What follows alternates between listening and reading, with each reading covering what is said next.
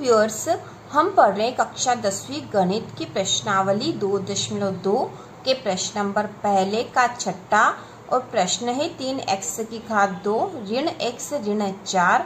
इसके हमें शून्यक निकालने हैं तथा शून्यकों और गुणांकों के बीच के संबंध की सत्यता की जांच भी करनी है। तो इसे हम हल करेंगे और इसे उसी विधि से करेंगे जिस विधि से हमने इसके पहले के सवाल करे थे। तो इसे हम हल करेंगे और इसे उसी विधि से करेंगे जिस विधि से हमने इसके पहले के सवाल करे थे। तो यहाँ जो बहुपद दे रखा है वह जो बहुपद का फार्मूला होता है उसके अनुसार ही है। तो बहुपद किस रूप में होता है? ax की घात 2 धन bx धन c के रूप में। तो इसी रूप में दे रखा है, x की घात 2 के बाद x और फिर जो है पूर्णांक संख्या दे रखी है। तो हम इसे हल करते हैं तो हमें पता है कि जो बीच वाली संख्या है उसे दो भागों में बांटना पड़ेगा जिससे कि इसके शून्यांक निकाल सके हम। तो सबसे पहले तो हम इसको लिख लेंगे बहुपद को 3x की घात 2 ऋण x ऋण 4। तो अब हमें बीच वाली संख्या को ऐसे दो भागों में बांटना है कि यदि उसका हम जोड़ या घटाव करें, ठीक है, ऐसे दो भागों में बांटना है कि जोड़ या घटाव करें तो वही संख्या मिलनी चाहिए। जोड़ या घटाव करने पर वही संख्या मतलब ऋण x मिलना चाहिए हमें। और यदि हम उसमें गुणा करें, ठीक है, उन दो संख्याओं का यदि गुणा करें तो हमें इन दो का गुणा मिलना चाहिए। जैसे 3x की घात 2 गुणा ऋण 4, तो 4 तिया 12 और धन और ऋण ऋण ऋण के 12 और x की घात 2। तो ऐसी दो संख्याओं में इस बीच वाली संख्या, तो बीच वाली संख्या क्या है? ऋण का x है। इसे ऐसे दो भागों में बांटना हमें कि यदि उसका जोड़ और घटाव करें तो ऋण x मिल जाए और यदि उन दो संख्याओं का गुणा करें तो हमें ऋण 12x का वर्ग मिल जाए। ठीक है, ऋण 12x का वर्ग मिल जाए। तो ऐसी दो संख्याएं क्या हो सकती है? ठीक है, ऐसी दो संख्याएं जैसे यहाँ पे 4 और 3 का गुणा करो तो 4 तिया 12 हो गए। तो 4 और 3 ऐसी संख्याएं हो सकती है। ठीक है, क्योंकि यदि 4 में से 3 घटाएंगे तो 1 बचेगा, 1 मतलब 1 ऋण का x बच जाएगा। तो यहाँ पे ऋण का x एक ही है, एक लिखा नहीं है। ठीक है, एक होता है तो वहाँ लिखा हुआ नहीं होता है, हमें पता है। तो हम ऐसे दो भागों में बांट देते हैं। तो ऋण का 4 कर लेते हैं और धन का 3। तो ऋण के 4 में से 3 कम हो जाएगा तो ऋण का 1x बच जाएगा। तो ऋण का 4x और धन का 3x कर लो। ठीक है, तो ऋण का x बच जाएगा और गुणा करेंगे तो 4 तिया 12 ऋण के 12x का वर्ग मिल जाएगा। तो हमें यहीं से मिल गया 4 और 3 ऐसी संख्याएं हो जाएगी। तो अब हम यहाँ लिखेंगे, तो यहाँ लिखेंगे हम 3x की घात 2 ऋण 4x धन 3x ऋण 4। तो हमने इस तरह से इस संख्या को दो भागों में बांट दिया है, ऋण 4x और 3x, क्योंकि इसको यदि हम इन दोनों को घटाएंगे तो यही संख्या मिल जाएगी और गुणा करेंगे तो ये दोनों संख्या मिल जाएगी। अब हम इसको आगे और हल करेंगे। तो यहाँ से हम देखते हैं कि इसमें से कॉमन क्या ले सकते हैं। तो यहाँ से हम कॉमन ले सकते हैं 3x की घात 2 ऋण 4। इन दो में से कॉमन लेंगे पहले, तो हम x को कॉमन ले लेंगे यहाँ। ठीक है, x को कॉमन ले लेंगे क्योंकि हमें यहाँ जो कॉमन आएगा और यहाँ जो कॉमन आएगा एक तरह की संख्या चाहिए, एक ही जैसी संख्या चाहिएगी। तो यहाँ पे भी 3 ऋण 4 है, 3 ऋण 4 यहाँ पे भी। तो हमने यहाँ से x को कॉमन ले लिया। अब क्या बचा है? 3x, क्योंकि एक x तो यहाँ आ गया है, ऋण 4 और x यहाँ आ गया है तो 3x ऋण 4 बचे यहाँ पे। अब दूसरा जो पद है 3x ऋण 4, इसमें से भी कोई सी एक संख्या कॉमन ले सकते हैं। तो इसमें से हम ले लेंगे धन का 1, क्योंकि धन का 1 लेने से ये संख्या यहाँ पर आ जाएगी और ये एक जैसी हो जाएगी। तो 1 कॉमन ले लिया तो वो के वही संख्या आ जाएगी, 3x ऋण 4 आ गया है। ठीक है, अब यहाँ जो बचा था 1 कॉमन लेने पे 3x ऋण 4 आ गया यहाँ पे। अब देखो यहाँ पे x और ये जो धन 1 आया है इसका एक पद बन जाएगा, x धन 1 हो गया और दूसरा हो जाएगा दोनों कॉमन जो एक जैसी है उसका 1 मान लेंगे, 3x ऋण 4, ये एक पद बन जाएगा और इनसे हम निकाल लेंगे शून्यक।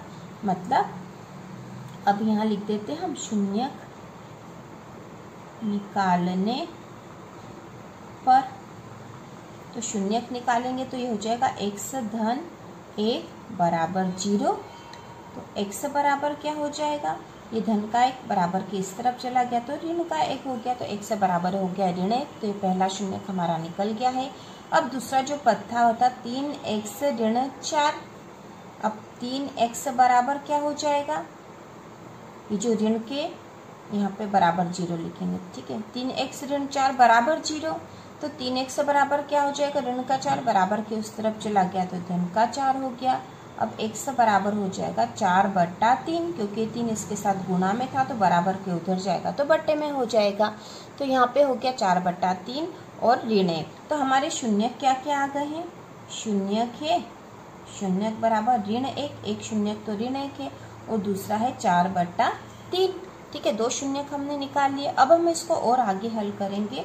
तो अब हमें क्या करना है, शून्य को तथा गुणांकों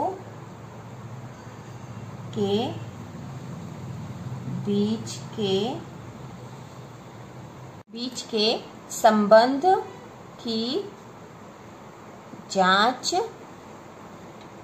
करने पर, अब हम जांच करेंगे। तो जांच कैसे करते हैं हमें पता है, इसके लिए 2 ही फार्मूले हैं। तो पहला जो है, पहला क्या है, शून्य को का योग, शून्य को का योग बराबर क्या होता है, ऋण b/a, ठीक है। तो शून्य को हम किस रूप में दर्शाते हैं, अल्फा और बीटा के रूप में। यदि ऐसे नहीं भी दर्शाओगे तो कोई फर्क नहीं पड़ेगा, आप सीधे शून्य भी लिख सकते हो। यहाँ पे बराबर है ऋण b/a।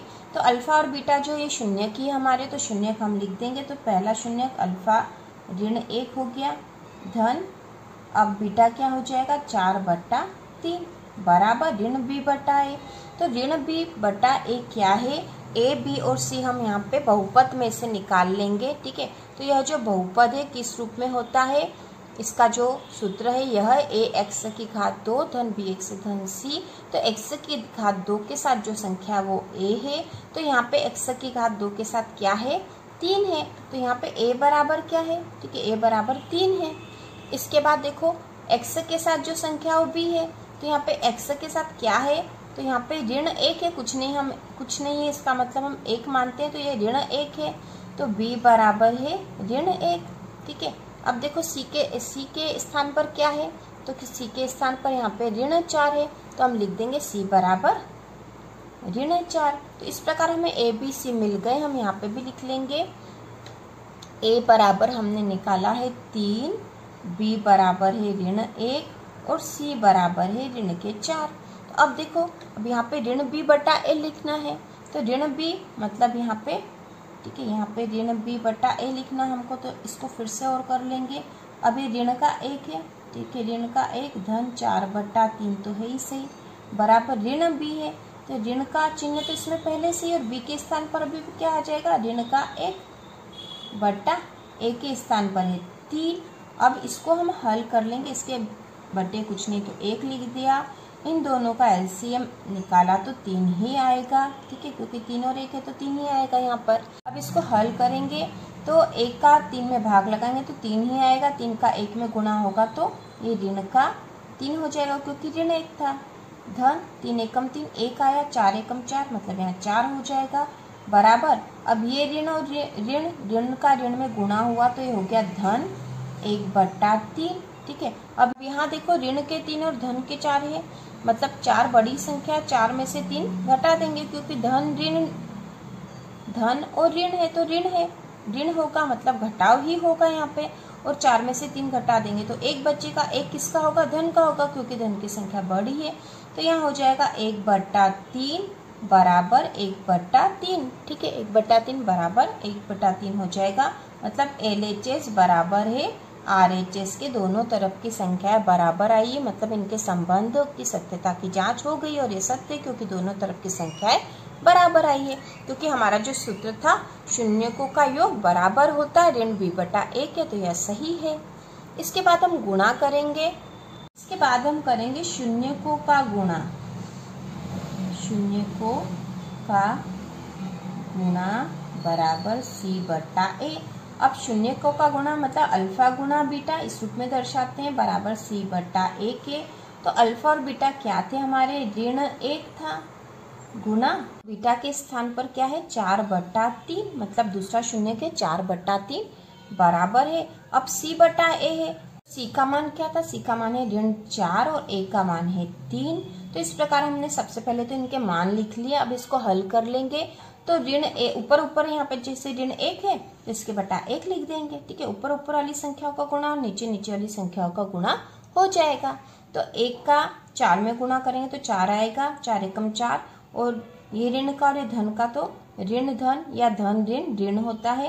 यहाँ पे आ जाएगा ऋण 4 बटा 3 का 1 में गुणा करा तो 3, ऋण 4 बटे 3 बराबर है ऋण 4 बटा 3।